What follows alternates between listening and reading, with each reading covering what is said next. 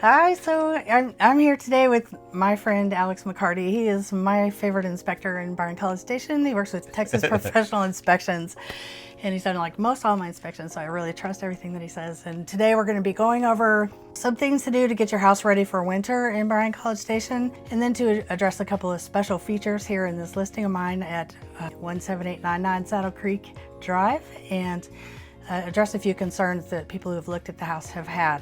One particular buyer that came through was concerned about this insulation, and maybe Alex can tell us what the concerns might have been and then address those and tell us all about this kind of insulation.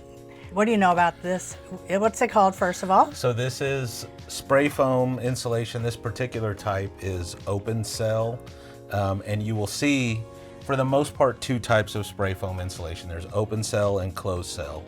For 99% of residential applications, you want to use open cell spray foam and apply it to the underside of the roof or to the attic framing. And that's why this attic looks the way it does. You have this material. We found this piece on the ground. I think it was sprayed onto some ductwork, but it's what it looks like. It's a decent thickness, but it's very spongy, so it's porous. And that would be the difference besides the actual composition between this and a closed cell. Closed cell foam is hard, so when you hit it, it would sound like you were knocking on wood.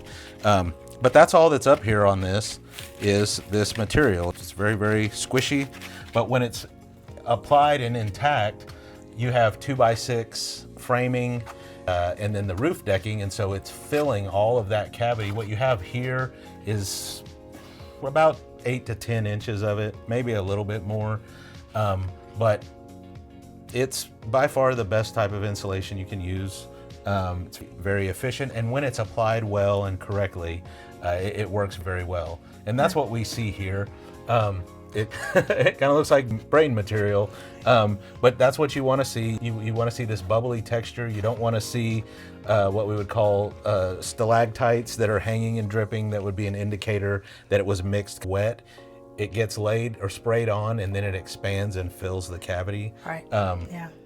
And it works very, very well. And does this cause any moisture in the attic? So no, it can't in and of itself cause moisture. What happens when you do this is a typical insulation installation is laying insulation on the floor, and that creates the thermal barrier inside the house, and the attic is unconditioned space. Right. When you install this, you're moving that barrier here, and so the attic becomes a part of what they call semi-conditioned space. Yeah, so it's very comfortable in here. It's Absolutely. not really hot like an attic is at my house. Right, It's and very or mine. It should Yeah. be about 6 to 10 degrees from what the house temperature is, Yeah. and that's completely fine. That's the way it's supposed to operate. We're sealing ourselves from the exterior now. Yeah. So if there was a roof leak, for example, how would you see that? How would you know that? And, let's talk about that. What happens if, some shingles get blown off or something happens and water starts to penetrate? So that's always the big concern with this material is the concern that if water gets in, it's going to get absorbed like a sponge, and then it creates, an area where you can have organic growth, where you can foster some wood rot and deterioration. If you had a perfect installation, that might be the case where nothing would get through. Fortunately, nothing is that way, and so you end up with areas that aren't covered completely or small gaps. So if water is getting in, it's going to get out somewhere, so you would get that same indicator. Right. But that's another reason why we use the open cell, because with closed cell, it would be like water running down the backside of a piece of wood, and it may slide all the way to the end and never come in. This eventually will work its way in, and you would see an indicator. There are some cases where potentially you wouldn't, but for the most part, you're going to see it. And even without this material, when water gets in, where you end up seeing it is very rarely where it actually came from. Yeah. So yes, there is some potential for that, but in my experience, it's very rare. We see a lot of these types of houses these days. Yeah. And every now and then, of course, you have a leak, but Right. the source is the roof surface, and there's, I don't want to say obvious points of entry, but they're typical points of entry. So you look It's for always good those. practice if we're having heavy rains like that to check your attic every once in a while, see if there's any dripping going on or any signs of Absolutely. water coming in. Absolutely. And it makes it easier to access it because you can just walk up in. Yeah, and this you're is not- all decked. The whole attic then is decked. So you've talked to me before about if you have insulation up here, you don't want to have it also on the floor. Talk about why would you not put it in both places? Would that not be double insulation? So it would in fact be double insulation, but what we have to understand is when it's on the floor, we're separating the house from the attic. And when it's on the ceiling, you're separating the attic from the outside. So if you had insulation on the floor and up here and on these walls, what you would do is you would encapsulate the attic. And yes, the house might function well, but that is the scenario where we would be concerned about moisture building up, because it would be similar to, well, we all do. We have a cooler that we use in the summertime, and in the winter we throw it in the garage.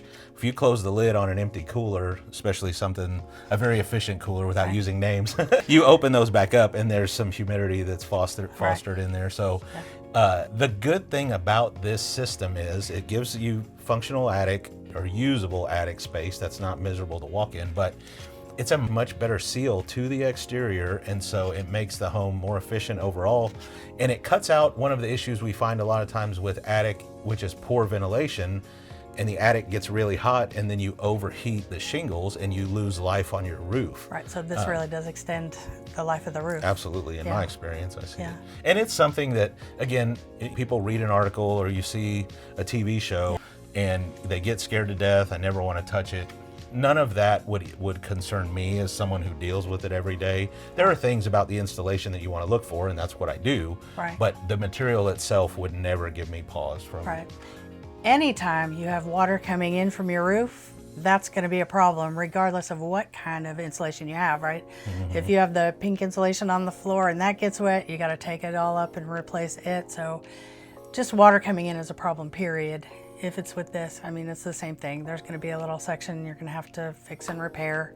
That's just kind of a fact of life. Well, and what I tell clients is this is a higher end material. It's more expensive to install. It's typically found in higher end homes. And so when you have that concern about it, you have to take that perspective, which is if you were buying an expensive vehicle, a Mercedes-Benz, Right. or a GMC or a Chevy at this point in our world, but you know, when you have amenities, those are the things that do have potential. So yes, if you have heated seats, you have the potential to have to repair that. Right. But you have to understand that this is something that it's a higher end installation. Makes your home more efficient. It gives you the ability to have a 4,000 square foot home and have a $150 a month electric bill. Right, which exactly. is extremely Yeah. common. This house has very low utility bills. Yep. Now there's other things like the HVAC system that needs to be paired correctly, because Right. you don't do this and then do everything else conventional, and we'll get into that. But the foam itself, it's a great product, and the issues I think that people get concerned about come with either the installation or the construction, and those are all things that need to be evaluated anyway. And so just the fact that it's in place, not a concern. Right, and that is why you have an experienced inspector come and check out your house when you're going to buy it. So we're going to go over and show you how the air conditioner is installed and what's right about that to go with this, because that has to be installed correctly for this to work the best, right? Absolutely. Okay, we'll be right back.